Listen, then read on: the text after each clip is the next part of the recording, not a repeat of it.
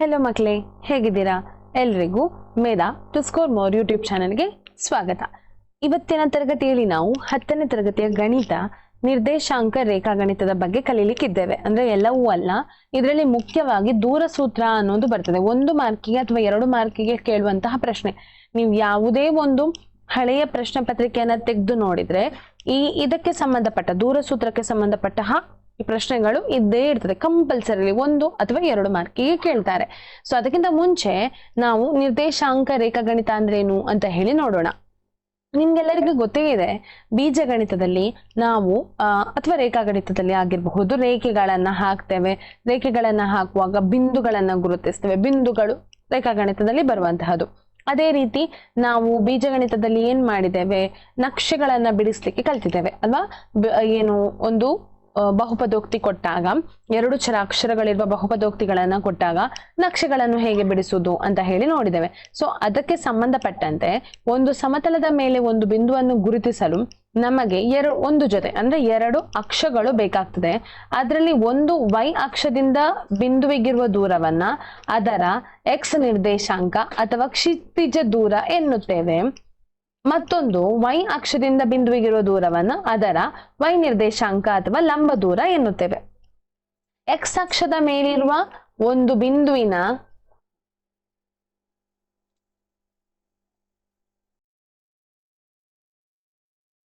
ಒಂದು ಬಿಂದುವಿಗಿರುವ ದೂರವನ್ನ ಅದರ y ನಿರ್ದೇಶಾಂಕ ಅಥವಾ ಲಂಬ ದೂರ ಎನ್ನುತ್ತೇವೆ. ಸೊ x ಅಕ್ಷದ ಮೇಲಿರುವ ಒಂದು ಬಿಂದುವಿನ ನಿರ್ದೇಶಾಂಕಗಳು ಯಾವತ್ತು x, 0 ಆಗಿರ್ತದೆ. ಅದೇ y ಅಕ್ಷದ ಮೇಲಿರುವ ಒಂದು ಬಿಂದುವಿನ ನಿರ್ದೇಶಾಂಕಗಳು 0, y ಆಗಿರ್ತದೆ. ಇದಿಷ್ಟು ನಿಮ್ಗೆ ನೆನಪಿರ್ಬೇಕಾಗ್ತದೆ. x ಅಕ್ಷದಿಂದ ಒಂದು ಪಾಯಿಂಟ್ ದೂರ ಇದ್ರೆ ಅದನ್ನ ಕ್ಷಿತಿಜ ದೂರ ಎನ್ನುತ್ತೇವೆ. ಅಥವಾ y ಅಕ್ಷದಿಂದ ಇಷ್ಟು ದೂರದಲ್ಲಿ ಒಂದು ಪಾಯಿಂಟ್ ಇದ್ರೆ ಅದನ್ನ ಲಂಬ ದೂರ ಅಂತ ಹೇಳ್ತೇವೆ. x ನ ನಿರ್ದೇಶಾಂಕಗಳು ಯಾವುದೆಲ್ಲ? x, 0, y ನ ನಿರ್ದೇಶಾಂಕಗಳು y, 0. ಇದಿಷ್ಟು ನೆನಪಿಟ್ಕೊಳ್ಳಿ ಅಷ್ಟೇ. ಮತ್ತೆ ಈಗ ನಾವು ಕಲಿಯುವ ಪಾಠ ನಿರ್ದೇಶಾಂಕ ರೇಖಾಗಣಿತ ಅನ್ನೋದು. ನಿರ್ದೇಶಾಂಕ ರೇಖಾಗಣಿತ ಯಾವುದಕ್ಕೆ ಸಹಾಯ ಆಗ್ತದೆ? ನಿರ್ದೇಶಾಂಕ ರೇಖಾಗಣಿತ ಅಂದ್ರೇನು? ಇದು ಗಣಿತದ 2 ಮೂಲ ತತ್ವಗಳ ಮಿಕ್ಸ್ಚರ್ ಅಂತ ಹೇಳ್ಬೋದು. ಅಂದ್ರೆ ಆಚೆಯಿಂದ ಬೀಜಗಣಿತವೂ ಅಲ್ಲ, ಈಚೆಯಿಂದ ರೇಖಾಗಣಿತವೂ ಅಲ್ಲ, ಎರಡನ್ನ ಒಟ್ಟಿಗೆ ಸೇರಿ ಮಾಡಿದ್ದೆ ಏನು ನಿರ್ದೇಶಾಂಕ ರೇಖಾಗಣಿತ.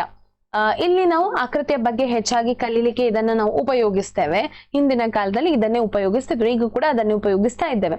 ಹಾಗೆ ಬೀಜಗಣಿತವನ್ನ ಉಪಯೋಗಿಸಿ ರೇಖಾಗಣಿತವನ್ನ ಅಭ್ಯಾಸ ಮಾಡಲು, ರೇಖಾಗಣಿತದ ಸಹಾಯದಿಂದ ಬೀಜಗಣಿತವನ್ನ ಅರ್ಥ ಮಾಡಿಕೊಳ್ಳಲು ಇದು ನಮಗೇನಾಗ್ತದೆ? ಸಹಾಯ ಮಾಡ್ತದೆ. ಅದೇ ರೀತಿ ಭೌತಶಾಸ್ತ್ರಕ್ಕೆ ಸಂಬಂಧಪಟ್ಟಂತೆ ಇಂಜಿನಿಯರಿಂಗ್ ಅಥವಾ ಸಮುದ್ರಯಾನ, ಭೂಕಂಪ ಶಾಸ್ತ್ರ ಮತ್ತೆ ಕಲೆಗಳು ಅಂದ್ರೆ ಆರ್ಕಿಟೆಕ್ಚರ್ ಏನ ಮಾಡ್ತಾರಲ್ಲ, ಇವುಗಳನ್ನೆಲ್ಲವನ್ನ ಏನ್ ಕಲೀಲಿಕ್ಕೆ ನಮ್ಗೆ ನಿರ್ದೇಶಾಂಕ ರೇಖಾಗಣಿತ ಬೇಕೇ ಬೇಕು. ಓಕೆ, ಸೊ ಇದಿಷ್ಟು ನಿರ್ದೇಶಾಂಕ ರೇಖಾಗಣಿತ ಉಪಯೋಗಗಳನ್ನು ತಿಳಿದ್ವಿ. ನಿರ್ದೇಶಾಂಕ ರೇಖಾಗಣಿತ ಅಂದ್ರೆ ಏನಂತ ತಿಳಿದ್ವಿ. ಹಾಗೆ ಅದಕ್ಕೆ x ಅಕ್ಷದಿಂದ ದೂರ ಇದ್ದ ಪಾಯಿಂಟ್ ಅನ್ನ, ಬಿಂದುವನ್ನ ಏನಂತ ಕರಿತೇವೆ? y ಅಕ್ಷದಿಂದ ದೂರ ಇರುವಂತಹ ಪಾಯಿಂಟ್ ಅನ್ನ ಏನಂತ ಕರಿತೇವೆ? ಮತ್ತೆ ಅದರ ನಿರ್ದೇಶಾಂಕಗಳು ಯಾವುದು ಅಂತೆಲ್ಲ ಹೇಳಿ ನೋಡಿದ್ವಿ. ಈಗ ನಾವು ಡೈರೆಕ್ಟ್ ದೂರ ಸೂತ್ರಕ್ಕೆ ಬರುವ. ದೂರ ಸೂತ್ರ ಅಂತ ಹೇಳಿದ್ರೆ ಒಂದು ಸಮತಲದಲ್ಲಿ 2 ಅಕ್ಷಗಳ ನಡುವೆ 2 ಪಾಯಿಂಟ್ ಇದ್ದಾಗ, ಇಲ್ಲಿ ನೋಡಿ ಈಗ ನಿಮ್ಗೆ ಕಾಣ್ಲಿಕ್ಕೆ ಸಿಗ್ತದೆ a ಮತ್ತು b ಅನ್ನೋ ಒಂದು ಪಾಯಿಂಟ್ ಅಲ್ವಾ? ಅದಕ್ಕೆ a ಗೆ ಇರುವಂತಹ ನಿರ್ದೇಶಾಂಕಗಳು ಮತ್ತೆ b ಗೆ ನಿರ್ದೇಶಾಂಕಗಳನ್ನ ಕೊಟ್ಟು a ಮತ್ತು b ಗಿರುವ ದೂರ ಏನು ಅಂತ ಹೇಳಿ ಕಂಡು ಹಿಡಿಲಿಕ್ಕೆ ನಮ್ಮಲ್ಲಿ ಕೇಳಿದ್ರೆ ಅದನ್ನ ಹೇಗೆ ಕಂಡು ಹಿಡಿಯೋದು? ಅದನ್ನ ಈ ಸೂತ್ರದ ಮೂಲಕ ಕಂಡು ಹಿಡಿತದೆ. d ಅಂತ ಹೇಳಿದ್ರೆ ಡಿಸ್ಟೆನ್ಸ್. ಇಲ್ಲಿ ವರ್ಗಮೂಲ x2 - x1 ಅದರ ವರ್ಗ ಪ್ಲಸ್ y2 - y1 ಅದರ ವರ್ಗ. ಇದನ್ನ ಉಪಯೋಗಿಸಿ ಹಲವಾರು ಪ್ರಶ್ನೆಗಳನ್ನು ನಾವೀಗ ಮಾಡ್ಲಿಕ್ಕಿದ್ದೇವೆ. ಹೆಚ್ಚಾಗಿ ಇದರಲ್ಲಿ ಇರುವಂತಹ ಎಲ್ಲಾ ಪ್ರಶ್ನೆಗಳು ಪರೀಕ್ಷೆಯಲ್ಲಿ ಕೇಳಿದಂತಹ ಪ್ರಶ್ನೆಗಳೇ ಆಗಿರ್ತದೆ. ಅದನ್ನ ನಿಮ್ಮ ಬುಕ್ಕಲ್ಲಿ ನೋಟ್ ಮಾಡಿಟ್ಟುಕೊಳ್ಳಿ. ಈಗ ಡೈರೆಕ್ಟ್ ಆಗಿ ಸ್ಟಾರ್ಟ್ ಮಾಡುವ. ಮೊದಲ ಪ್ರಶ್ನೆ, ಅದರ ನಿರ್ದೇಶಾಂಕ ಕೊಟ್ಟಿದ್ದಾರೆ, b ನ ನಿರ್ದೇಶಾಂಕ ಕೊಟ್ಟಿದ್ದಾರೆ. ಬಿಂದುಗಳ ನಡುವಿನ ದೂರವನ್ನ ದೂರ ಸೂತ್ರ ಉಪಯೋಗಿಸಿ ಕಂಡು ಹಿಡಿಯಿರಿ ಅಂತ ಹೇಳಿ. ಈಗ ನಾವು ಬರೆಯೋಣ. ಮೊದಲಿಗೆ a ನ ನಿರ್ದೇಶಾಂಕಗಳು ಯಾವುದೆಲ್ಲ? 2, 6. ಈ ನಿರ್ದೇಶಾಂಕಗಳನ್ನ ನಾವು x1 ಮತ್ತು y1 ಅಂತ ಹೇಳ್ತೇವೆ, ಆಯ್ತಾ? ಅದೇ ರೀತಿ b ನ ನಿರ್ದೇಶಾಂಕಗಳು ಯಾವುವು? 5, 10. ಇದನ್ನ ನಾವು x2, y2 ಅಂತ ಹೇಳಿ ತಿಳ್ಕೊಳ್ಳೋಣ. ಡಿ ನ ಸೂತ್ರ ಏನು? ಡಿ ಅಂತ ಹೇಳಿದ್ರೆ ವರ್ಗಮೂಲ x2 ಮೈನಸ್ x1 ಅದರ ವರ್ಗ ಪ್ಲಸ್ y2 ಮೈನಸ್ y1 ಅದರ ವರ್ಗ ಅಲ್ವಾ? ಹಾಗಾದ್ರೆ x ಮತ್ತು x ಎಲ್ಲದರಾದ ಏನ್ ಮಾಡುವ, ಬೆಲೆಗಳನ್ನ ಹಾಕುವ, ಆದೇಶಿಸುವ. x2 ಹೇಳಿದ್ರೆ ಎಷ್ಟು? 5 ಮೈನಸ್ x1 ಹೇಳಿದ್ರೆ ಎಷ್ಟು? 2 ಮೈನಸ್ ಅದರ ವರ್ಗ ಪ್ಲಸ್ y2 ಅಂತ ಹೇಳಿದ್ರೆ 10, ಅದೇ ರೀತಿ y1 ಅಂತ ಹೇಳಿದ್ರೆ 6 ಅದರ ವರ್ಗ. ಉಳಿದದನ್ನ ನಾನು ಇಲ್ಲಿಗೆ ಮುಂದುವರಿಸ್ತೇನೆ. ಡಿ ಅಂತ ಹೇಳಿದ್ರೆ ವರ್ಗಮೂಲ 5 ಮೈನಸ್ 2 ಎಷ್ಟಾಗ್ತದೆ? 3 ಆಗ್ತದೆ. 3ರ ವರ್ಗ ಪ್ಲಸ್ 10 ಮೈನಸ್ 6 ಎಷ್ಟಾಗ್ತದೆ? 4, 4ರ ವರ್ಗ. ಡಿ ಅಂತ ಹೇಳಿದ್ರೆ ವರ್ಗಮೂಲ 9 ಪ್ಲಸ್ 16. ಕೂಡಿಸಿ ನೋಡೋಣ ಎಷ್ಟು ಬರ್ತದೆ? ವರ್ಗಮೂಲ 25 ಬರ್ತದೆ. ಹಾಗಾಗಿ ಡಿ ಅಂತ ಹೇಳಿದ್ರೆ ಡಿ ನ ಬೆಲೆ ಪ್ಲಸ್ ಆರ್ ಮೈನಸ್ 5. ಡಿ ನ ಬೆಲೆ ಎಷ್ಟು? 5 ಆಗ್ತದೆ. ಇದು ಆ ಎರಡು ಬಿಂದುಗಳಿಗಿರುವ ದೂರ. ಗೊತ್ತಾಯ್ತು ಅಂತ ಹೇಳಿ ತಿಳಿದುಕೊಂಡಿದ್ದೇನೆ. ಈಗ ಮುಂದಕ್ಕೆ ಹೋಗುವ. ಎರಡನೇ ಪ್ರಶ್ನೆ, ಮೂಲ ಬಿಂದು ಮತ್ತು 4,-3 ಬಿಂದುವಿನ ನಡುವಿನ ದೂರ ಎಷ್ಟು? ಮೂಲ ಬಿಂದು ಅಂತ ಹೇಳಿದ್ರೆ ಎಕ್ಸ್ ಅಕ್ಷ ಮತ್ತು ವೈ ಅಕ್ಷ ಸಂಧಿಸುವ ಬಿಂದು ಉಂಟಲ್ಲ, ಇದನ್ನ ಮೂಲ ಬಿಂದು ಅಂತ ಹೇಳ್ತಾರೆ. ಆಯ್ತಾ? ಈಗ ಇದಕ್ಕೆ ಹೋಗೋಣ. ಮೂಲ ಬಿಂದು ಅಂತ ಹೇಳಿದ್ರೆ ಓ ಅಂತ ಹೇಳಿ ಏನಂತ, ಅದರ ನಿರ್ದೇಶಾಂಕಗಳು ಯಾವುದು? 0,0. ಆಯ್ತಾ? ಈ ಬಿಂದುವನ್ನ ನಾನು ಎ ಅಂತ ಹೇಳ್ತೇನೆ. ಎ ನ ನಿರ್ದೇಶಾಂಕಗಳು ಯಾವುದೆಲ್ಲ? 4,-3. ಇದು x1 y1, ಇದು x2 y2. ನಮ್ಗೆ ಗೊತ್ತಿದೆ ನಾವೇನ್ ಮಾಡ್ಬೇಕು? ಡಿ ನ ಸೂತ್ರ ಹಾಕುದು. ಡಿ ಅಂತ ಹೇಳಿದ್ರೆ ವರ್ಗಮೂಲ x2 ಮೈನಸ್ x1 ವರ್ಗ ಪ್ಲಸ್ y2 ಮೈನಸ್ y1 ವರ್ಗ ಅಲ್ವಾ? ಡಿ ಅಂತ ಹೇಳಿದ್ರೆ ವರ್ಗಮೂಲ x2 ಎಷ್ಟು? 4 ಮೈನಸ್ 0 ಯ ವರ್ಗ ಪ್ಲಸ್ -3 ಮೈನಸ್ 0 ವರ್ಗ. ಇದನ್ನ ಈಚೆಗೆ ಬರಿತೇನೆ ನೋಡಿ. ಡಿ ಅಂತ ಹೇಳಿದ್ರೆ ವರ್ಗಮೂಲ 4 ಮೈನಸ್ 0 ಅಂತ ಹೇಳಿದ್ರೆ 4ರ ವರ್ಗ ಪ್ಲಸ್ -3 0 ಅಂತ ಹೇಳಿದ್ರೆ -3ರ ವರ್ಗ. ಎಷ್ಟಾಗ್ತದೆ? 4ರ ವರ್ಗ 16 ಮೈನಸ್ 3ರ ವರ್ಗ 9, ಎರಡನ್ನು ಕೂಡಿಸಿದಾಗ 25 ಬರ್ತದೆ. ಡಿ ಅಂತ ಹೇಳಿದ್ರೆ ಪ್ಲಸ್ ಆರ್ ಮೈನಸ್ ವರ್ಗಮೂಲ 5ರ ವರ್ಗಮೂಲ 25ರ ವರ್ಗಮೂಲ ಎಷ್ಟು? 5 ಬರ್ತದೆ. ಸೊ ಇದು ಉತ್ತರ. ನಂತರ ಮೂರನೇ ಪ್ರಶ್ನೆಗೆ ಹೋಗೋಣ. ಮೂರನೇ ಪ್ರಶ್ನೆ ಏನ್ ಕೊಟ್ಟಿದ್ದಾರೆ? ಇಲ್ಲಿ 2 ಬಿಂದುಗಳು ಕೊಟ್ಟಿದ್ದಾರೆ, ಇಲ್ಲಿ ಕೂಡ. ಆದ್ರೆ ಅದರೆರಡರ ದೂರ ಕೊಟ್ಟಿದ್ದಾರೆ, 5 ಮಾನಗಳಿದೆ. ಈಗ ನಾವೇನ್ ಕಂಡು ಹಿಡಿಬೇಕು? ಎರಡನೇ ಬಿಂದು ನೋಡಿ. ಒಂದನೇ ಬಿಂದು ಎ ಅಂತ ಹೇಳಿದ್ರೆ ನಾನು ಏನಂತ ತಗೊಳ್ತೇನೆ? 3,1 ಅಂತ ಹೇಳಿ ತಗೊಳ್ತೇನೆ. ಬಿ ನ ನಿರ್ದೇಶಾಂಕಗಳು ಯಾವುದೆಲ್ಲ? 0,x. ಆಯ್ತಾ? y2 ನ ಬೆಲೆ x ಅಂತ ಕೊಟ್ಟಿದ್ದಾರೆ. ಈ x ಅನ್ನ ಕಂಡು ಹಿಡಿಬೇಕು. ಡಿ ಅಂತ ಹೇಳಿದ್ರೆ ಎಷ್ಟು? 5 ಏಕಮಾನಗಳು ಅಂತ ಹೇಳಿ ಕೊಟ್ಟಿದ್ದಾರೆ. ಈಗ ಸೂತ್ರ ಹಾಕೋಣ. ಡಿ ಅಂತ ಹೇಳಿದ್ರೆ ವರ್ಗಮೂಲ, ಓಕೆ, ಇದನ್ನಿಲ್ಲಿ ಬರಿತೇನೆ. ಇದು x1 y1, ಇದು x2 y2. ಆಯ್ತಾ? x2 ಮೈನಸ್ x1 ವರ್ಗ ಪ್ಲಸ್ y2 ಮೈನಸ್ y1 ವರ್ಗ. ಇದರ ಬೆಲೆ, ಡಿ ನ ಬೆಲೆ ನಮ್ಗೆ ಗೊತ್ತಿದೆ 5. ಎಕ್ಸ್ ನ ಬೆಲೆ ಎಷ್ಟು? ಎಕ್ಸ್ ನ ಬೆಲೆ 2ರ ಬೆಲೆ ಎಷ್ಟು? 0 ಮೈನಸ್ 3ರ ವರ್ಗ ಪ್ಲಸ್ ಎಕ್ಸ್ ಮೈನಸ್ 1ರ ವರ್ಗ 5. ಇಲ್ಲಿ ಏನಾಗ್ತದೆ? 0 ಮೈನಸ್ 3 ಅಂತ ಹೇಳಿದ್ರೆ -3ರ ವರ್ಗ ಆಗ್ತದೆ. ಇದು x ಮೈನಸ್ 1 ವರ್ಗ ಆಗ್ತದೆ. ಈಗ ನಾವ್ ಏನ್ ಮಾಡ್ಬೇಕಂತ ಹೇಳಿದ್ರೆ, ಇಲ್ಲಿ ವರ್ಗಮೂಲ ಇರುವ ಕಾರಣ ನಮ್ಗೆ ಅದನ್ನ ಏನ್ ಮಾಡ್ಲಿಕ್ಕೂ ಆಗುವುದಿಲ್ಲ. ಸೊ ಎರಡನ್ನು ಕೂಡ ಏನ್ ಮಾಡುವ? ವರ್ಗ, 2ರ ವರ್ಗವನ್ನ ಮಾಡುವ. 2ರ ವರ್ಗ, ಎಡಬದಿ ಮತ್ತು ಬಲಬದಿ ಎರಡು ಬದಿಗಳಲ್ಲಿ ಎರಡು ಬದಿಯನ್ನು ವರ್ಗೀಕರಿಸುವುದಂತ ಹೇಳಿದ್ರೆ ಎರಡು ಬದಿಯರ ವರ್ಗ ಕಂಡು ಹಿಡಿಯುವುದು. 5ರ ವರ್ಗ ಮತ್ತೆ ವರ್ಗಮೂಲ -3ರ ವರ್ಗ ಪ್ಲಸ್ ಎಕ್ಸ್ ಮೈನಸ್ 1ರ ವರ್ಗ, ಇದರ ವರ್ಗ. ಆಯ್ತಾ? ಇದರ ಏನು? ವರ್ಗ. ಈಗ ಏನಾಗ್ತದೆ ನೋಡಿ, ಇಲ್ಲಿ ವರ್ಗಮೂಲ ಮತ್ತು ಅದರ ವರ್ಗ ಇದ್ರೆ ಇದೆರಡು ಕ್ಯಾನ್ಸಲ್ ಆಗ್ತದೆ ಆಯ್ತಾ. ಸೊ ಈಗ ಉಳ್ದಂತದ್ದು 5ರ ವರ್ಗ ಎಷ್ಟು 25, ಉಳ್ದಂತಹದ್ದು 3ರ ವರ್ಗ ಎಷ್ಟು 9 ಪ್ಲಸ್ x-1ರ ವರ್ಗ. ಈಗ 25ಅನ್ನ ಓಕೆ 29ಅನ್ನ ನಾನು ಈಚೆಗೆ ಕಳಿಸ್ತೇನೆ 25ರ ಬದಿ. ಸೊ 25 - 9 ಅಂತ ಹೇಳಿದ್ರೆ x-1ರ ವರ್ಗ. 25ರಿಂದ 9ಅನ್ನ ಕಳೀರಿ ಎಷ್ಟಾಗ್ತದೆ 16 ಅಲ್ವಾ. ಇಲ್ಲಿ ಏನಾಗ್ತದೆ x-1ರ ವರ್ಗ ಆಗ್ತದೆ. ಈಗ ಏನಾಗ್ತದೆ ಇದರ ವರ್ಗ ಮೂಲಗಳನ್ನ ಕಂಡು ಹಿಡಿಬೇಕು ನಾವು. ಯಾವುದರ ವರ್ಗ ಮೂಲಗಳನ್ನ ಕಂಡು ಹಿಡಿಬೇಕು 16ರ ವರ್ಗಮೂಲ ಅಲ್ವಾ. ಮತ್ತೆ x-1ರ ಅಂದ್ರೆ ವರ್ಗದ ವರ್ಗಮೂಲ.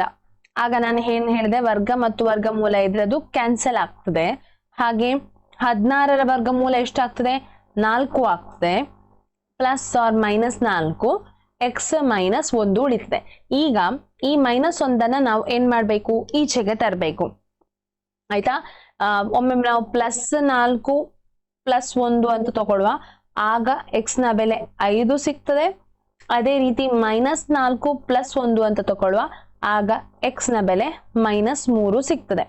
ಇದು ಎರಡು x ಗಿರುವ ಬೆಲೆಗಳು. ಮುಂದಕ್ಕೆ ಮೂಲ ಬಿಂದುವಿನಿಂದ P x, y ಬಿಂದುವಿಗಿರುವ ದೂರ.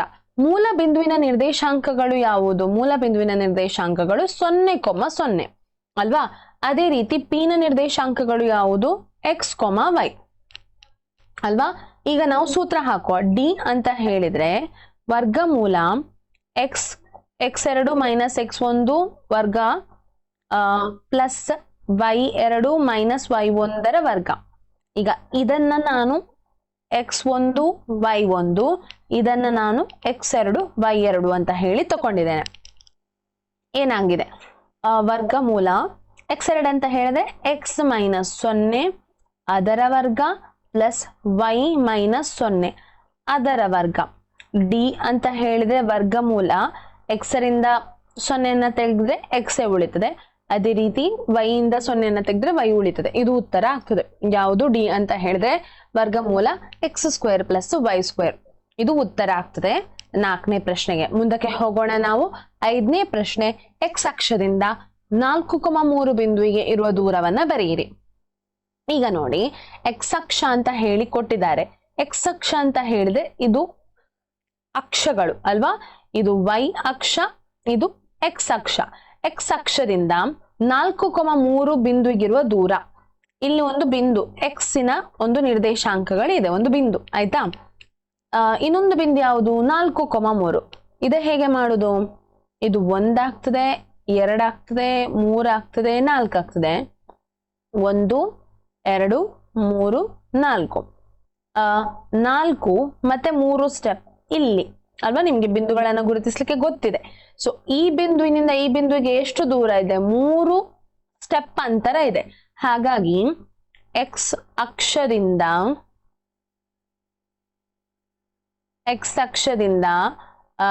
a 4,3ಗೆ ಇರುವ ದೂರ 3 ಮಾನಗಳು ಅಂತ ಹೇಳಿ ಬರಿತೇನೆ ಆಯ್ತಾ. 3 ಮಾನಗಳು ಅಂದ್ರೆ ಸೆಂಟಿಮೀಟರ್, ಮೀಟರ್ ಅದೇನು ಗೊತ್ತಿಲ್ಲದಿದ್ರೆ ಮಾನಗಳು ಅಂತ ಹೇಳಿ ತಗೊಳ್ಳೋದು ನಾವು. 3 ಮಾನಗಳು ಆಯ್ತಾ. ಓಕೆ, ನೆಕ್ಸ್ಟ್ಗೆ ಹೋಗೋಣ. 6ನೇ ಪ್ರಶ್ನೆಗೆ ಹೋಗೋಣ, ಕೊನೆಯ ಪ್ರಶ್ನೆ. 5,7 ಮತ್ತು -1,3 ಈ ಬಿಂದುಗಳ ನಡುವಿನ ದೂರವನ್ನ ಕಂಡುಹಿಡಿ. ಈಗ ಇದನ್ನ a ಅಂತ ಹೇಳಿದ್ರೆ 5,7 ಇದು x1 ಇದು y1. ಅದೇ ರೀತಿ b ಅಂತ ಹೇಳಿದ್ರೆ -1,3 ಇದು x2 y2. ನಮ್ಗೆ ಗೊತ್ತಿದೆ ಸೂತ್ರ ಏನು? D ಅಂತ ಹೇಳಿದ್ರೆ ವರ್ಗಮೂಲ x2 - x1ರ ವರ್ಗ ಪ್ಲಸ್ y2 - y1ರ ವರ್ಗ. ಅಂದರೆ ವರ್ಗಮೂಲ x2ರ ಬೆಲೆ ಎಷ್ಟು? -1 ಮೈನಸ್ 5 ಅದರ ವರ್ಗ ಪ್ಲಸ್ y2ರ ಬೆಲೆ ಎಷ್ಟು? 3 ಮೈನಸ್ 7 ಅದರ ವರ್ಗ. D ಅಂತ ಹೇಳಿದ್ರೆ ವರ್ಗಮೂಲ -1 - 5 ಎಷ್ಟಾಗ್ತದೆ? ಕೂಡಿಸ್ಬೇಕು ದೊಡ್ಡ ಸಂಖ್ಯೆ ಚಿಹ್ನೆ, -6ರ ವರ್ಗ ಪ್ಲಸ್ 3 - 7 ಕಳಿಬೇಕು ದೊಡ್ಡ ಸಂಖ್ಯೆ ಚಿಹ್ನೆ ಹಾಕ್ಬೇಕು, -4ರ ವರ್ಗ. ಇದೇನಾಗ್ತದೆ 6ರ ವರ್ಗ ಅಂತ ಹೇಳಿದ್ರೆ 6ರ ವರ್ಗ ಎಷ್ಟಾಗ್ತದೆ? 6ರ ವರ್ಗ ಎಷ್ಟಾಗ್ತದೆ? 36 ಆಗ್ತದೆ. ಪ್ಲಸ್ 4ರ ವರ್ಗ ಅಂತ ಹೇಳಿದ್ರೆ 16 ಆಗ್ತದೆ. ಡಿ ಅಂತ ಹೇಳಿದ್ರೆ ವರ್ಗಮೂಲ 36 ಪ್ಲಸ್ 16, ಇಲ್ಲಿ 2 ಒಂದು ಉಳಿತದೆ, 4 5 52 ಬರ್ತದೆ. ಸೊ ವರ್ಗಮೂಲ 52. ಇದನ್ನ ಇನ್ನೂ ಕೂಡ ಸರಳೀಕರಿಸಬೇಕು ಅಂತ ಇದ್ರೆ ನಾವೇನ್ ಮಾಡ್ಬೇಕು? ಅಪವರ್ತನ ವಿಧಾನದಿಂದ ಮಾಡ್ಬೇಕು. 52 2ರಲ್ಲಿ ಹೋಗ್ತದೆ, 2 2ಲಿ 4 ಒಂದು ಉಳಿತದೆ 6ಲಿ, ಮತ್ತೆ ಇದು ಹೋಗ್ತದೆ ಅಲ್ವಾ, 2 1ಲಿ 2 3ಲಿ, ಈಗ 13 1ಲಿ. ಅಂದ್ರೆ ಇದನ್ನ ಹೀಗೆ ಕೂಡ ಬರಿಬಹುದು, ಅಂದರೆ 2 ವರ್ಗಮೂಲ 13 ಮಾನಗಳು ಅಂತ ಹೇಳಿ ಬರಿಬಹುದು. ಇದು ಡಿನ ಬೆಲೆ ಆಗ್ತದೆ. ಇದಿಷ್ಟು 6 ಪ್ರಶ್ನೆಗಳು ದೂರ ಸೂತ್ರಕ್ಕೆ ಸಂಬಂಧಪಟ್ಟಂತೆ 1 ಮಾರ್ಕಿಗೆ ಅಥವಾ 2 ಮಾರ್ಕಿಗೆ ಬರುವಂತಹ ಪ್ರಶ್ನೆಗಳು. ಈಸಿ ಇದೆ, ಒಮ್ಮೆ ಅರ್ಥ ಮಾಡಿಕೊಳ್ಳಿ. ಅಟ್ಲೀಸ್ಟ್ ನಿಮ್ಗೆ 1 ಅಥವಾ 2 ಮಾರ್ಕ್ ನೀವು ಕಳೆದುಕೊಳ್ಳೇಬಾರ್ದು. ಮತ್ತೆ ಯಾವ ಎಕ್ಸಾಮ್ ಆಗ್ಲಿ ಅದನ್ನ ಕಳೆದುಕೊಳ್ಳೇಬಾರ್ದು. ಈಸಿಯಲ್ಲಿ ಸ್ಕೋರ್ ಆಗಿರ್ಬೇಕು. ಸೊ ಅರ್ಥ ಆಗಿದ್ರೆ, ವಿಡಿಯೋನ ಇಷ್ಟ ಆಗಿದ್ರೆ ಲೈಕ್ ಮಾಡಿ, ಮತ್ತೆ ನಿಮ್ಮ ಫ್ರೆಂಡ್ಸ್ಗೆ ಶೇರ್ ಮಾಡಿ ಅಂತ ಹೇಳ್ತಾ ಎಲ್ಲರಿಗೂ ಧನ್ಯವಾದಗಳು.